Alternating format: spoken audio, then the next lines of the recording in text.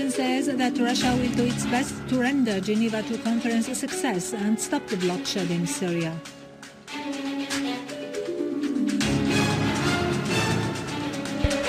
Lavrov and Zarif affirmed that combating terrorism in Syria has become a priority and the Syrians themselves are the ones who determine their future without foreign intervention.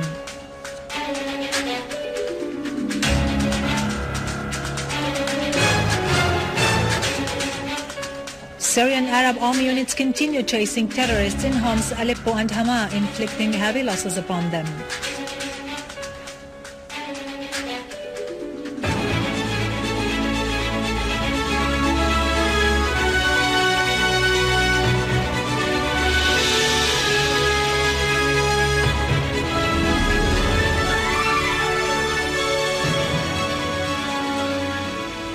Good afternoon, ladies and gentlemen. I'm Yarado Krikorian from the Syrian television. The Russian President Vladimir Putin has said his country will do its best to ensure the Geneva II conference's success in launching dialogue among the Syrian parties and stopping the bloodshed. Receiving the credentials of a number of ambassadors at the Kremlin, Putin underlined the need of consolidating the initial results that have been reached in connection with a number of major international issues, including the Syrian and Iranian questions. President Putin underlined the need of the participation in the conference of all the sides capable of solving the crisis positively. We will do our best to ensure that the conference succeeds in launching dialogue and putting an end to the senseless confrontations and bloodshed, Putin stressed. Russian Foreign Minister Sergei Lavrov and his Iranian counterpart Mohammad Jawad Zarif have stressed that combating terrorism in Syria is the priority of both countries, affirming Russia's and Iran's interest in uprooting terrorism in Syria according to UN resolutions and statements. In a joint press conference with his Iranian counterpart, Lavrov said, "We all insist on the sovereignty of the Syrian state, the integrity of the Syrian territories and the protection of all the Syrian people's rights." He also voiced keenness to see Syria living in peace and security with its neighbors. He pointed out that these stands have been emphasized by UN resolutions, including Resolution 2118 and the Geneva I statement. Lavrov reiterated his country's call for the need of Iran's participation in Geneva II, pointing out that Russia affirmed during its meeting a few days ago with American Secretary of State John Kerry and the UN envoy to Syria Al-Akhdar al-Ibrahimi its stand in favor of inviting Iran to attend the conference, being an influential state interested in finding a peaceful solution to the crisis in Syria.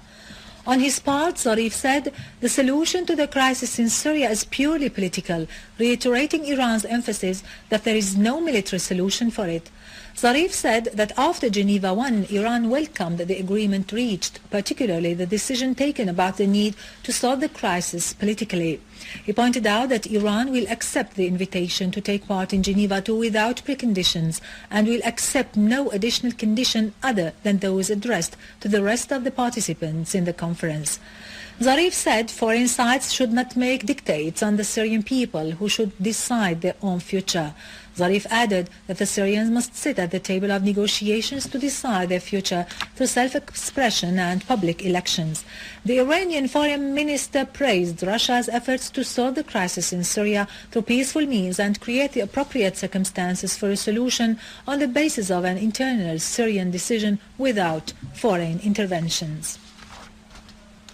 The Russian Foreign Ministry has announced that the Foreign and Expatriates Minister, Mr. Walid al-Muallim, will hold talks in Moscow tomorrow, Friday, with his Russian counterpart, Sergei Lavrov. In a statement, the Russian Foreign Ministry said the meeting will focus on the preparations for the Convention of Geneva II on Syria.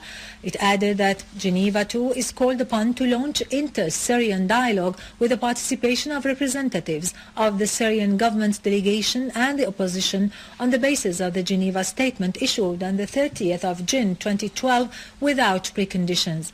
The Russian Foreign Ministry statement added that the solutions to be reached within this Geneva process should be the outcome of an agreement among the Syrian parties and should not be imposed by any side taking part in the talks. The statement added that during the talks with Minister Muallim, reference will be made to the problem of implementing UN Security Council's Resolution 2118 and the Russian side's practical assistance in implementing the plan of the chemical weapons elimination in Syria.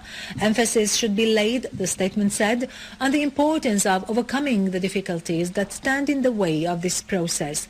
The statement added that the agenda of the upcoming meeting tomorrow includes discussion of the prospects of continuing the objective aspects in the Russian-Syrian bilateral relations and the issues of the Russian humanitarian assistance to the Syrian people. The statement affirmed Russia's determination to closely work side by side with the American partners and the UN in order to create an appropriate atmosphere on the eve of the international conference, and that the Syrian government and the opposition should take a number of tangible measures of humanitarian nature.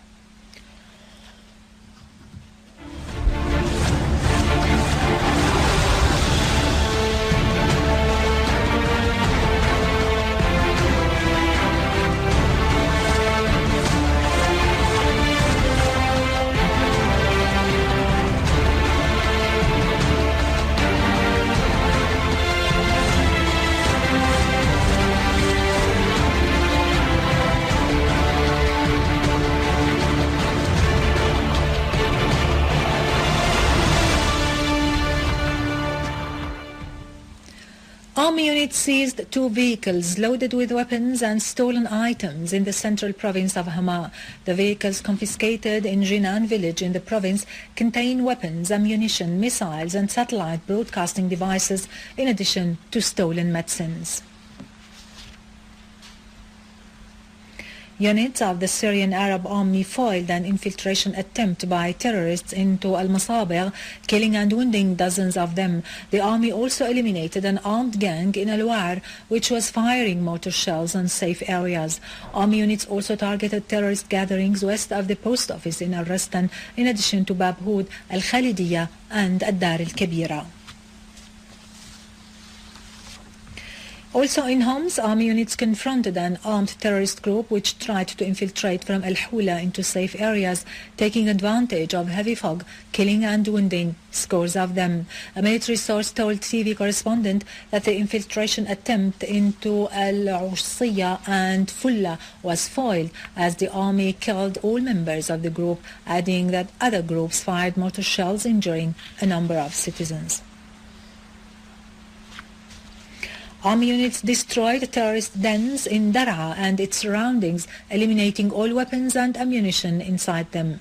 Armed terrorist groups were liquidated in the northeast of the Technical Institute in Dar al-Balad and northeast of Atman town as their criminal tools were destroyed.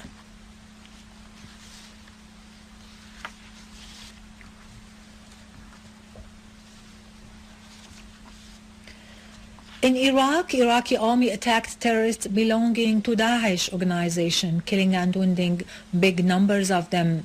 Al Jazeera forces supported by Iraqi Air Force destroyed a convoy loaded with weapons near the Syrian-Iraqi borders, killing 8 and captured the military commander of the terrorist organization, Jordanian Maher al-Jarshi, as he was trying to cross from Syria into Al-Anbar province.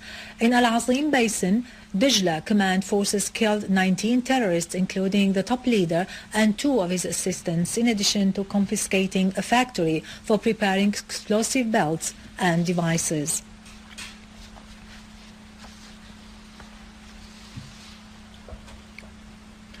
In Lebanon, 4 people were killed and 26 others were wounded following a terrorist explosion by a car bomb near a government building in Al-Hermel, northeast of the country. Lebanese sources stressed that the explosion occurred near 3 banks and government offices, including the Lebanese National Media Office.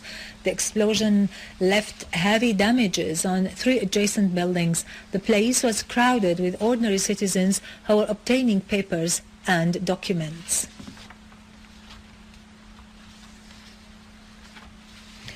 5 people, including 4 children, have been injured in a series of Israeli air raids on the Gaza Strip.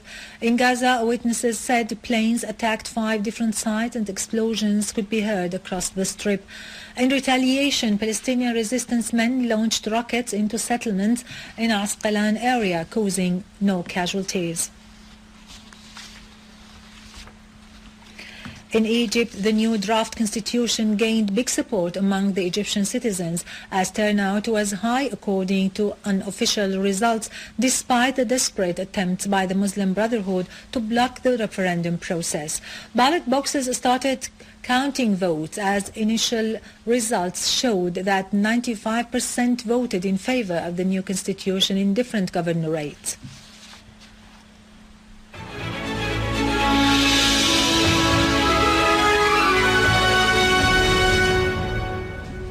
Back to our local news, the Syrian Scientific Olympiad concludes its activities in Damascus today as the names of the winners have been announced. The Syrian Central Scientific Olympiad concluded its activities in Damascus today. The names of the winners have been announced. During the honorary ceremony held at Al-Assad House for Culture and Arts in Damascus, the students taking part in the Olympiad praised the efforts exerted by the Olympiad Commission in preparing and training the students in order to be efficient, referring to their enthusiasm in participating in the various phases of the Olympiad with the objective of attaining distinguished results in international circles. We participate in various scientific subjects like mathematics, physics, chemistry, and informatics, also biology. We compete on the level of Syria. Different students from all around Syria, best 10 each year, are chosen to be the Syrian national team, which will later be chosen to participate in all other international Olympiad. We shared in the Syrian Scientific Olympic because we believe in our abilities and in our country. We want to prove that we can do a lot, even that we have some accidents in our country. But we believe that we are the guys and the teenagers must build this country and must share in this future. The success of the Olympiad was a challenge for all science and knowledge seekers. It was not only intended to probe students' information, but also to train them and provide them with practical knowledge. Now to latest business and market news, but after a short break, stay tuned.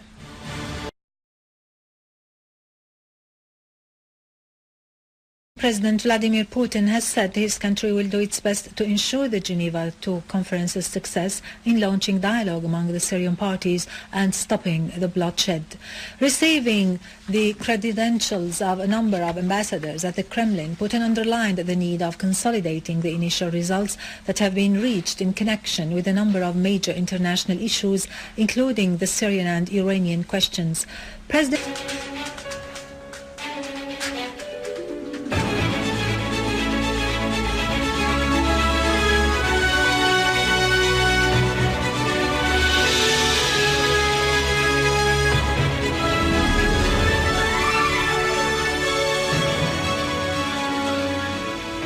Good afternoon, ladies and gentlemen. I'm Yarado Krikorian from the Syrian television.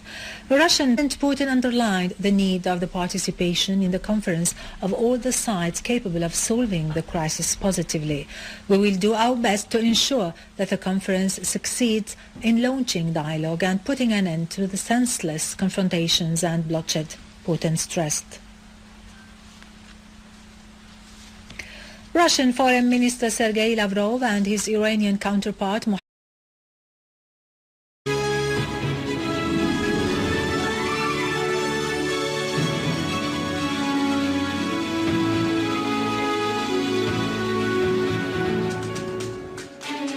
Putin says that Russia will do its best to render Geneva II conference a success and stop the bloodshed in Syria.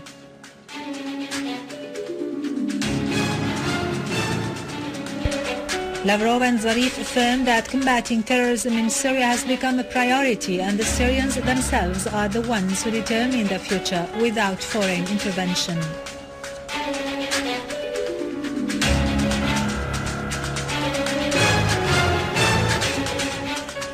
Syrian Arab army units continue chasing terrorists in Homs, Aleppo and Hama, inflicting heavy losses upon them.